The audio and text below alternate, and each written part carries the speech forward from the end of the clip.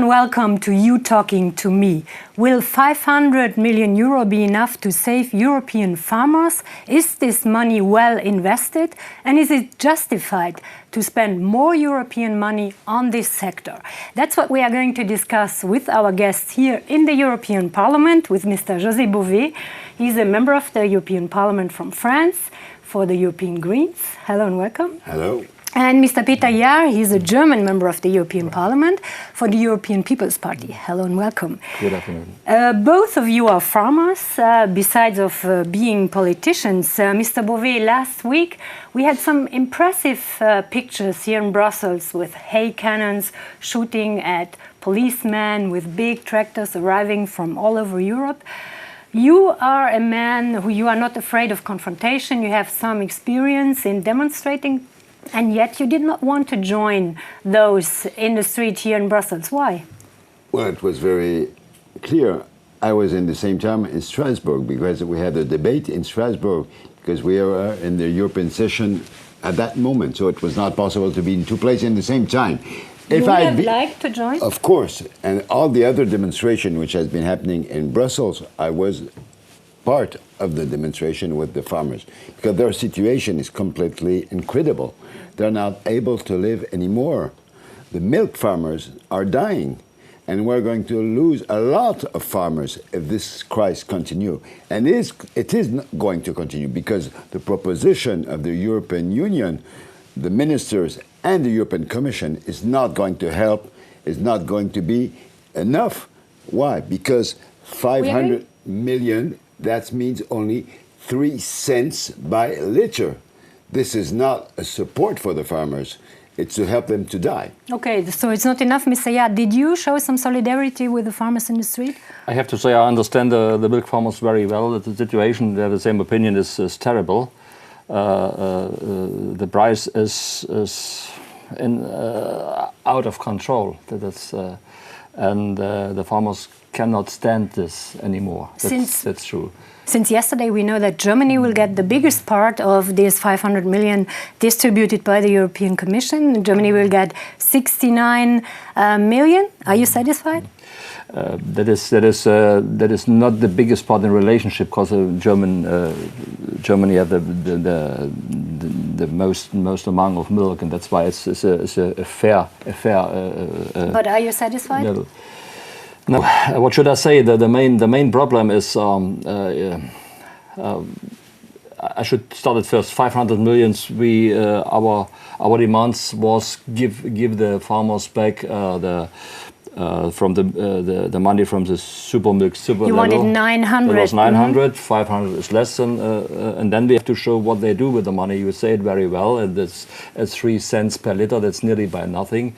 That is only a help to dying, I say, it's very clear. And that's why we need more activities. And in this view, maybe we have some difference. What is necessary? That's what we are going to discuss. Mr. Bové, Annika on Facebook wrote, I make a violent demonstration in Brussels. Will I receive money from the Commission too? What do you tell Annika? Well, you know, the problem is that money is not going to be the solution. It could help at a moment. The problem is that since we have more milk than we are able to use, to consume, and to sell, it's not going to be going on. And the problem is that since more than 1 year, we're saying to the European Commission, when the quotas are going to finish on the 31st of March 2015, the price is going to go down because we knew at that moment that in a lot of countries in Europe, the production was growing and growing and growing, but it was not able to sell it. So the price is crashing. And we have now a protection price, which is about 21 cents. This price, a lot of farmers were saying, organizations saying, we need to increase this price. But it's not possible for the moment, for a special reason. This is a part of the world price. Even now, the world price is at 80, maybe 60 cents, for example, in New Zealand.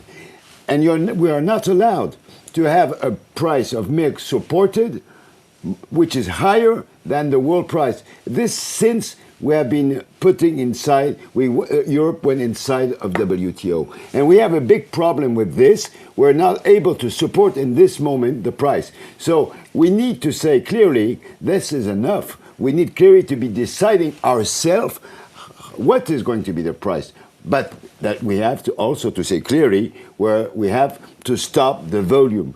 We should support the farmers, for example, to decrease the volume. They could have some support. But going on as we're going on is completely crazy. We are going to come back on the volume. Maybe before, we have a question from Pedro Cairo from Radio Renaissance, which goes a bit in this direction you were talking about, Pedro. Hello and good afternoon from Lisbon. I want to salute all of you and our listeners and explain quickly for those who don't know the Portuguese reality that here in Portugal we have a production sector that has suffered in recent times more than all the others, the milk sector. We have around 6,000 producers that had to face the end of production quotas for all member states after 30 years, and the end of these quotas, although it was previewed for years, came at a sensitive time for the sector. The price of milk has been falling dramatically in the markets, the demand falling also, the supply has risen, and we now have the Russian embargo on agricultural products from the EU.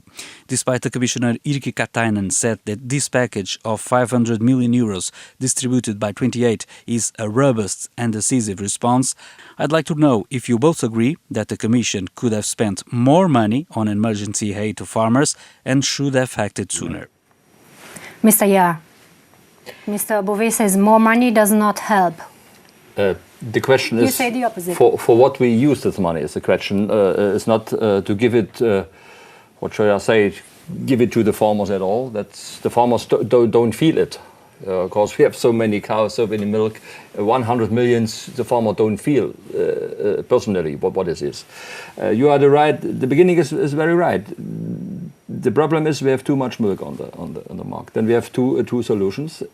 One is to produce less milk, or we can sell more. That's in between we can storage something. That is the third version we have, and then we should go on. I think we have opportunities to sell more. And that's why my wish would be to give more money for storage in for the private sector, and then you look in the world that we can sell this more milk. Maybe there's a solution with the Russian embargo. I'm optimist. Sometimes we have to come together also with the Russians, and then we can sell more. And then we need. I have to also to say, we need. What should I say? We need also more. I call it market activities from the milk farmers. They have to understand that's all a marketplace. Other farmers, they grow wheat, they do more actions with the market. Mr. Bové, you said in an article, new markets are difficult to get. Well, when I saw that the European Commissioner, Mr. Hogan, said we're going to go on the wild market, and he gave an example. Vietnam. It's completely stupid for one reason, special reason. Vietnam is building the biggest milk farm in the world in this moment. They have already more than 40,000 cows in the same place. They are going to increase until 137,000 cows in the same place. In the same time, the Chinese are building very huge industrial dairy farms to export with Russia. That means that this is, if we believe that we're going to be able to go on this market and to have the capacity to sell more, it's stupid. We have the best market in the world, which is Europe. 500 million people with a high level of life. We have to build high quality, diversity of products, and this is our market. If we have 1% or 2% more, we are able to do it on the wild world. But it's crazy to believe that we're going to sell a powder of milk or milk like this. When we sell cheese, that's okay. Right. But when we sell powder milk, this is completely stupid. Okay, we have a second question from Pedro on this. Pedro. The second question is that it seems there is an evidence that for years the Union had a policy in which exaggerated the bets on one or another very specific markets, including Russian, making EU farmers too dependent on them. The best example is the apple production from Poland. Don't you think that there was a lack of a global strategy or vision and that Brussels should have defended itself by diversifying more countries or regions where to export European products? Thank you. Mr. Jahr, the European vision here. If you look in the world and you want to sell something, of course you have to look to the chances and opportunities. You have to look to the price. The lowest price, of course, is to sell with powder or with butter. The best price is cheese, and you have to look. And it's also the best way to have many partners. If you have only one, then you feel it. There's also a big problem in Poland and the Baltic states. They are very involved in the Russian market, and this was closed down. But it was a political decision. This was not a normal market development. And I think if you have a normal view, you can look to the partner, look to the price. And in the end, that's what I want to say. Also, the milk farmers have to work more active in the market. In the end, the farmers have to make decision: can I produce to this price or not? But especially in Germany, farmers specialized. They went bigger and bigger, and they specialized a lot. Was that the right way to go? If you specialize, that is the right way. But make another but example. You're not flexible then. No, normal. If you have a big company, you can also produce not only butter and powder. You produce only yogurt. You produce only cheese, for example. And in this way, you have to be flexible. Another thing I want to say that was only a bad news, because we have in the past also sometimes a high price period. And in this period, we lost some market. Too many butter go out from the ice cream. Too many butter go out from the cookies, and they substitute this with palm oil and other things. And we all should think about it. Can we? That is a European Union market, by the way. Ice cream and cookies, and that's why we have to deal more active in the market. Okay, the crisis does not only affect the milk sector. Our colleague Olivier Henrion from Belgian radio RTBF, he went to see pig farmers in Belgium who suffer from inner-European competition. Olivier. The majority of Belgium's pork production is exported. However, Belgian producers are not competitive compared to their German counterparts, who, thanks to their production scale and their very low production cost, can rule the market price. So, how can we find a common European position if European producers from different member states are in competition with each other? Mr. Jahr, is Germany killing those farmers in Belgium? That is, what should I say? What is fair competition? That is a 1 million question, by the way, because on the other side, the farmers in Germany are somebody complained. We have no couple payment in Germany. The only one is you become money per hectare, and that's all. Not couple with animals and other things, and. How can we find a common European position if we have the same standard? We have the same standard. That's very important. But the Germans say they have only what I say. The Dutch farmers are more competitive than the Germany. That's the same discussion between Dutch and Germany, and we have to look inside that the member states make not more standards than the European Union. That's for me the whole problem. The European Union make the first standards, and then the member states can make more if they want, and they should not do it. That's my. Mr. Bové, what about the common European approach here? If Germany pig farmers go against Belgian farmers, can everybody survive? I think this is a problem we have since, and as we saw it very clearly at the end of the discussion on the new CAP policy. Clearly, we have a renationalization of CAP policy. That means that each country is trying to have its own policy and not a European policy. And this is completely crazy. A competition in agriculture, I think it's the stupidest thing we have, because we have the same market, an open European market. The farmers, if they make competition between themselves, at the end, even when is going to say only 2 farmers, there is one which is not going to be competitive by the other. It's crazy. So I think we need to have a normalization of the standards, but also to build real market.